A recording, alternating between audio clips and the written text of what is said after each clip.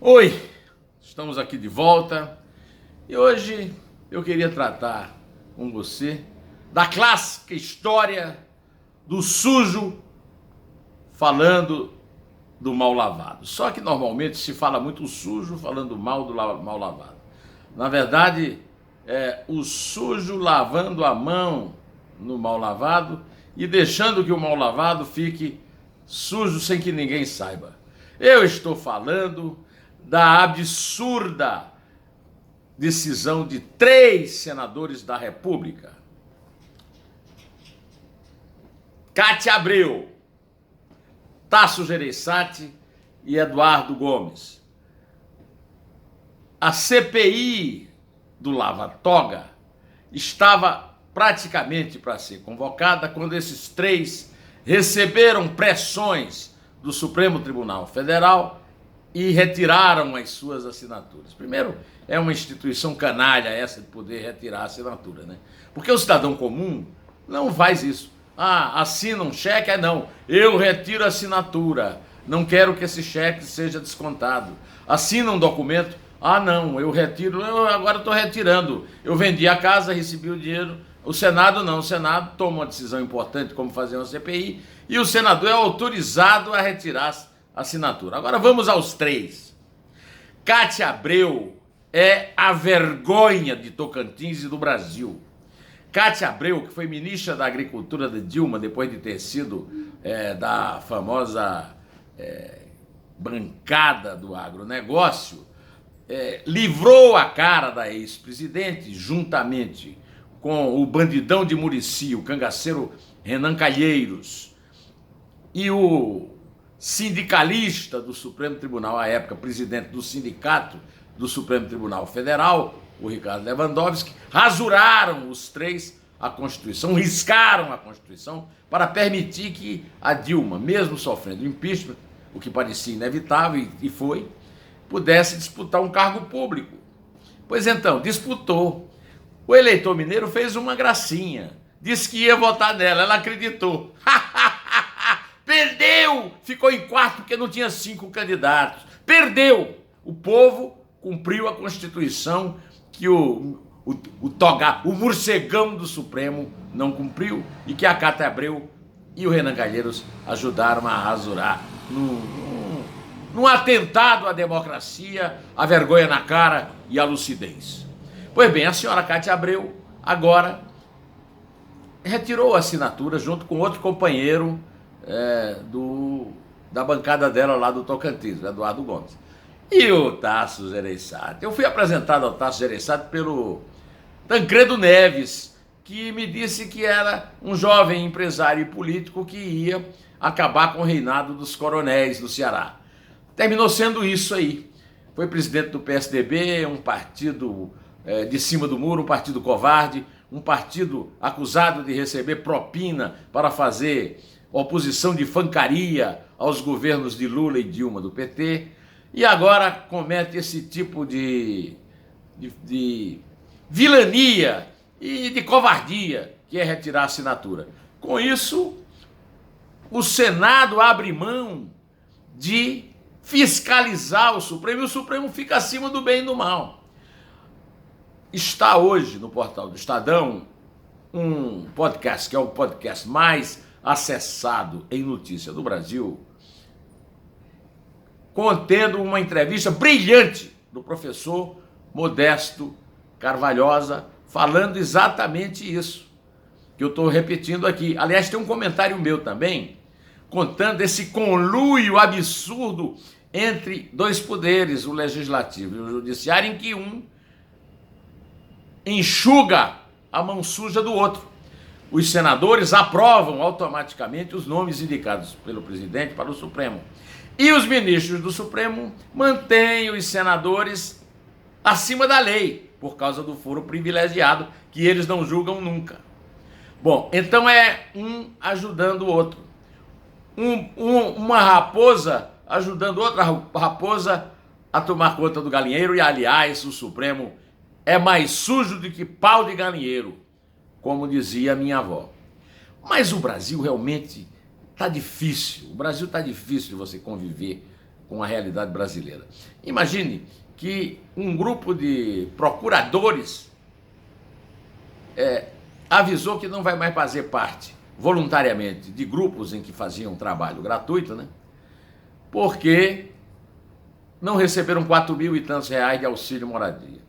Bom, procuradores nós transformamos em heróis por causa da Operação Lava Jato, porque perseguem a corrupção. Mas cuidam do seu bolso e danem-se os milhões de desempregados, os brasileiros que estão passando fome por causa da crise. Eles querem o deles. E aí cometeram essa chantagem. Isso não é coisa de procurador, isso é coisa de bandido. Então vamos juntar os procuradores que se transformaram numa espécie de quarto poder depois da Constituição de 88, junto com essa história do Senado e do Supremo contra a Operação Lava Jato. E eu quero aqui lembrar que eu tenho falado para vocês da Operação Lava Toga.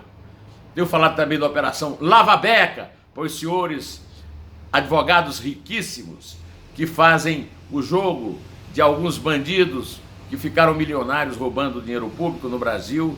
E falo também das omissões premiadas, aqueles que fazem delações e depois vendem a omissão de determinados ricaços, né? Pois é, isso tudo está sofrendo. Como sofrendo o Brasil sofre por causa da Vale. Que coisa absurda aquela entrevista que a Vale convocou para dizer que tomou todas as medidas. Meus amigos, tomou as medidas para evitar que a represa do Córrego do Feijão fosse arrombada pela lama e pela água, e aí arrombou, e nós já sabemos de centenas de mortos e centenas, vai ser mais de 300 cadáveres embaixo dessa lama, e os caras têm a cara de pau de convocar a imprensa para dizer, mas nós tomamos todas as medidas, como se não tivesse acontecido lá, como se nada lá, como se ninguém tivesse morrido. É a mesma postura do Clube de Regatas do Flamengo, que no dia em que a Prefeitura, os bombeiros e o Ministério Público foram fazer uma vistoria no centro de treinamento, Ninho do Urubu, que eu acho o nome horrível,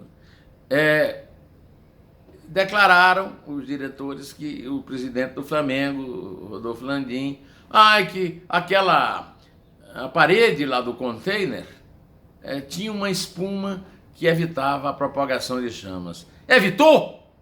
Evitou! Os meninos não morreram porque essa camada de PVC evitou a propagação das... Que absurdo! O absurdo maior é o seguinte, até agora, olha, o centro de treinamento do Flamengo não tem alvará, não tem autorização de funcionamento, não tem habite-se, não tem nada. E está lá funcionando, os jogadores estavam treinando lá. Que absurdo que assinte contra a consciência moral e ética dos brasileiros.